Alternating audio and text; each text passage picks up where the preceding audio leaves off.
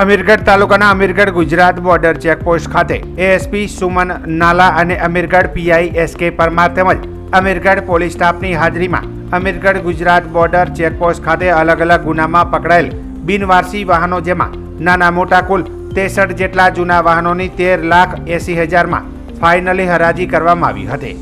Amirgadh police station ખાતે પડેલ વાહનોના મુદ્દામાલનો નિકાલ કરવા માટે હુકમ કરવામાં આવ્યો હતો, જેમાં 50થી વધુ લોકોએ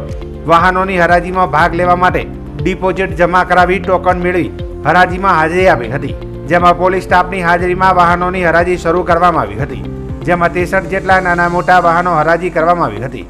જેમાં છેલ્લી બોલી બોલનાર ટોકન નંબર 22 વાળાએ છેલ્લી બોલીમાં 13,80,000માં વાહનોની હરાજી પૂરી કરવામાં આવી હતી।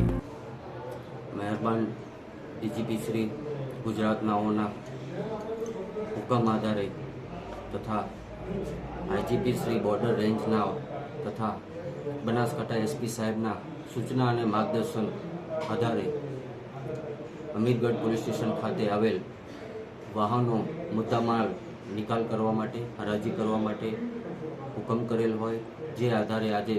24/4/2025ના રોજ અમીરગઢ બોર્ડર ખાતે કુલ 63 વાહનો જે MBX 207 તથા બિનવારસી હોય જેઓની આજે હરાજી કરવામાં આવેલ, જે હરાજીમાં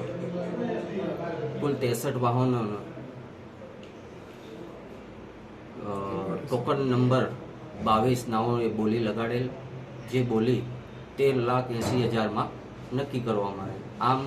અમીરગઢ ખાતે કુલ 63 વાહનોની આજે હરાજી કરવામાં આવી છે।